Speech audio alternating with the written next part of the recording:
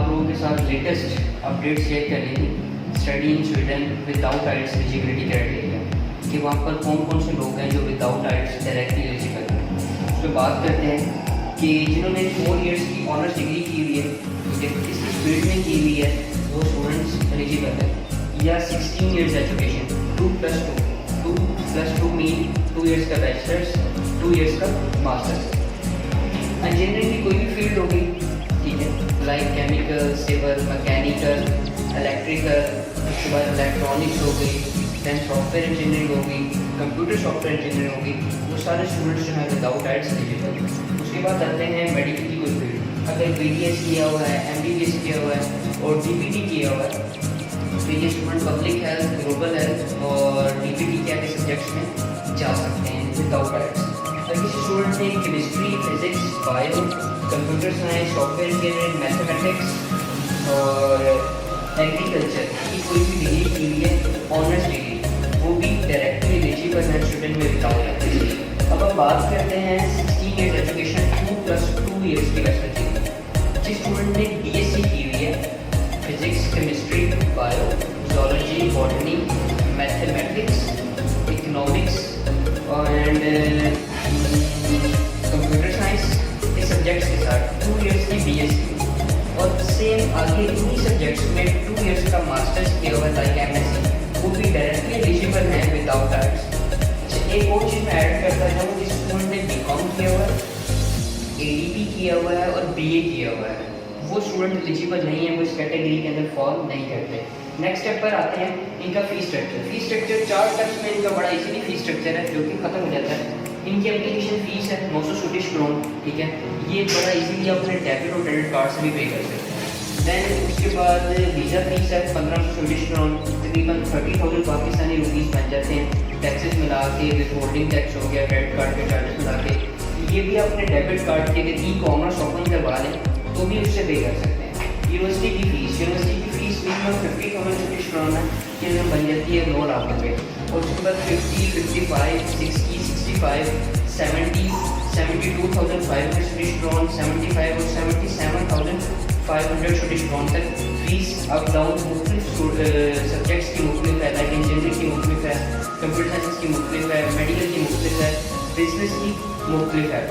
अच्छा, one more thing इसमें add करता जाऊँ, bank statement 8,514 8,514 Swedish krone per month उनका लिविंग एक्सपेंस है। अगर आप जा रहे हैं 1 साल के प्रोग्राम में तो 8,514 स्वीडिश क्रोन को 12 से ज़रा दे देंगे, जो अमाउंट आ जाएगी कि उतने स्वीडिश क्रोन आपने अपनी बैंक स्टेटमेंट में शो करने हैं, तकरीबन 16 से 17 लाख रुपये कर सकते हैं। अगर आप जा रहे हैं 2 इयर्स के मास्टर्स प्रोग्राम में तो 8,514 स्वीडिश क्रोन को 12 से आप लोग ज़रा दे देंगे, जो इतने स्वीडिश क्रोन आ जाएंगे उतनी अमाउंट आपने अपने बैंक अकाउंट्स में शो करनी होती है। इसमें एक और चीज़ मैं ऐड करता जाऊँ जो कि सबसे इम्पोर्टेंट बात है कि आप जब उसमें अपने अकाउंट में पैसे डलवा रहे हैं तो ये आप ख्याल करना है कि अपने फादर या मदर के अकाउंट से डायरेक्टली ट्रांसफ़र करें, या आपके फादर या मदर जो हैं वो खुद ट्रांसफ़र करें, उसमें लिखा हुआ आ जाए कि ये उन्होंने आपको स्टडीज़ के लिए दिए, ताकि जब वीज़ा ऑफिसर पूछता है तो आपके लिए ईज हो जाए। बैंक की ट्रांजैक्शन की हिस्ट्रीज नहीं चाहिए होती और में, लेकिन हम सेफ साइड पर फादर या मदर के अकाउंट से अगर ट्रांसफ़र करवाते हैं, वीज़ा ऑफिसर पूछता है कि आपने न्यू अकाउंट खुलवाया है और ये पैसे कहाँ से आए हैं, तो आपके पास इस बात का प्रूफ होता है। नेक्स्ट पे आते हैं इसके फीचर्स। अभी मेन चीज़ के फीचर्स हैं जिसके स्टूडेंट्स के क्वेश्चन होते हैं कि Sweden, why Sweden Schengen countries में आता है। शेंजेन के अलावा ये यूरोपियन यूनियन में भी आता है और स्वीडन स्कैंडिनेवियन कंट्रीज़ में भी आता है। स्कैंडिनेवियन कंट्रीज़ का आपको थोड़ा सा कम पता होगा, ठीक है, यूरोप का भी पता होगा, यूरोपियन यूनियन का भी पता होगा। स्कैंडिनेवियन 5 कंट्रीज आते हैं, डेनमार्क, नॉर्वे, स्वीडन, आइसलैंड और फिनलैंड।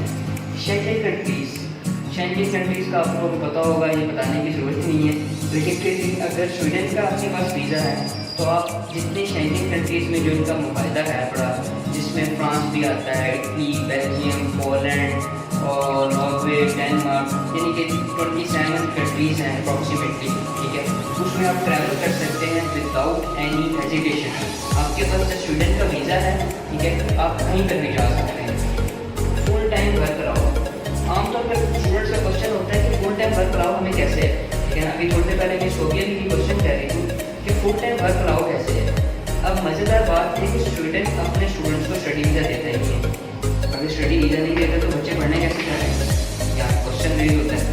वो स्टूडेंट्स को स्टूडेंट वीज़ा नहीं देता, यानी कि स्टडी वीज़ा नहीं देता, वो रेजिडेंस परमिट ग्रांट करता है। उस रेजिडेंस परमिट में उनके लॉज हैं, उसके मुताबिक आपको आपकी स्पाउस को फुल टाइम वर्क कराओ।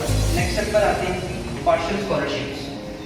पार्शियल स्कॉलरशिप्स हर स्टूडेंट कहते हैं जी हमें स्टूडेंट में स्कॉलरशिप चाहिए, और बहुत सारे लोग कहते हैं कि स्कॉलरशिप बड़ा इजीली मिल जाती है, लेकिन मैं कहता हूँ कि स्कॉलरशिप विन करना स्टूडेंट में सबसे टफ काम। रीज़न एक इनटेक होता है, सिर्फ पाकिस्तान से नहीं पूरी दुनिया से लोग अप्लाई कर रहे होते हैं, पूरे वर्ल्ड से लोग अप्लाई कर रहे होते हैं, और 4+ CGPA या 3.5 CGPA और 7 ईच या 6.5 ईच आर्ट्स है, तो आप ट्राई करें स्कॉलरशिप के लिए। होप सो 20, 30, 40, 50 तक, 75 तक, जैसे कि लीनियस यूनिवर्सिटी है 75 तक स्कॉलरशिप ग्रांट करती है परसेंटेज। रही बात फुली फंडेड स्कॉलरशिप्स नहीं होती।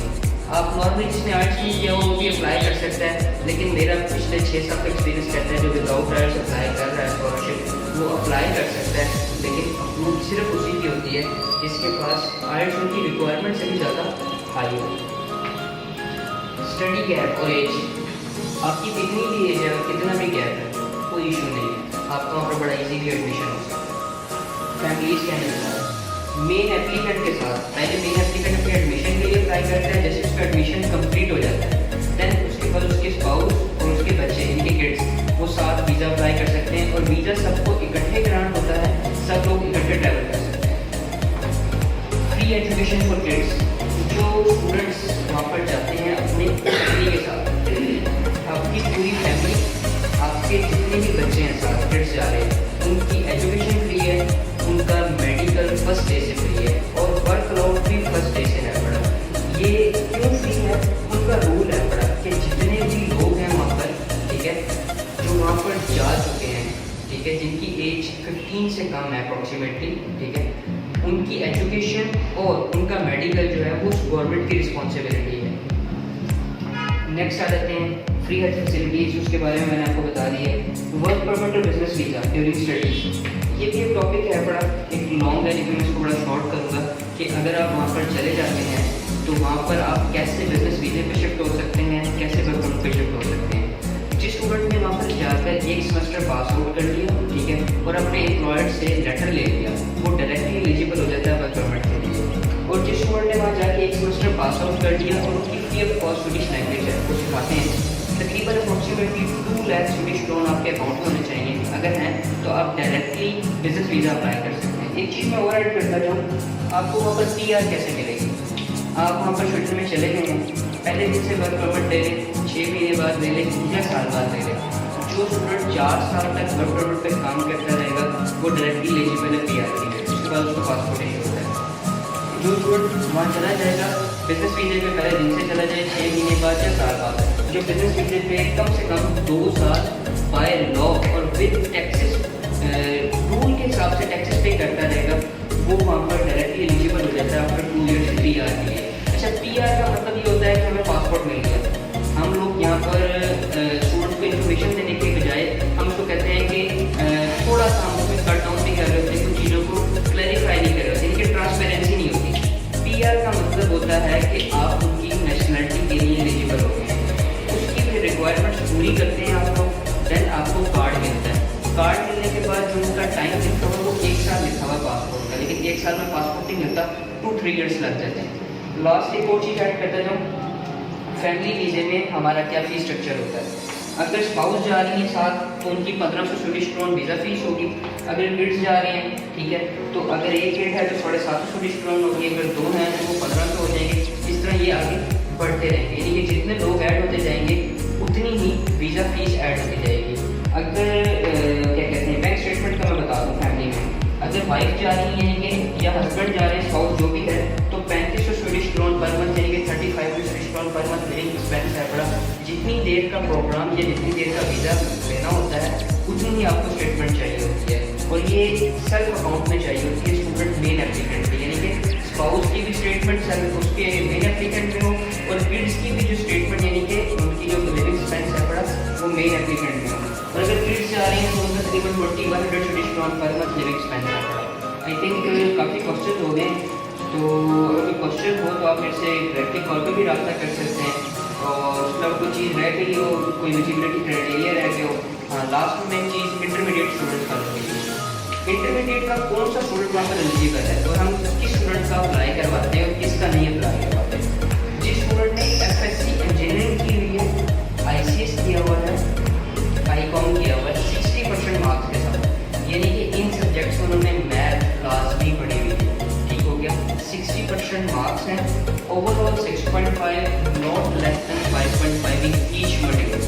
फिर दोबारा मैं बताऊँगा जिन स्टूडेंट्स ने इंटरमीडिएट में मैथ्स पढ़ी हुई है 60% marks minimum, 6.5 not less than 5.5 in each module, ठीक है, आइट्स है, वो एलिजिबल है बड़े वहाँ पर बैचलर डिग्री के लिए। और बैचलर डिग्री के कोर्सेज वहाँ पर बहुत ही लिमिटेड से हैं, लाइक बिजनेस हो गया, IT के 2-3 सब्जेक्ट्स हो गए, सप्लाई चेन मैनेजमेंट है और बायोइन्फॉर्मेटिक्स है, बस ये वहाँ पर कुछ चंद एक सब्जेक्ट्स हैं पढ़े।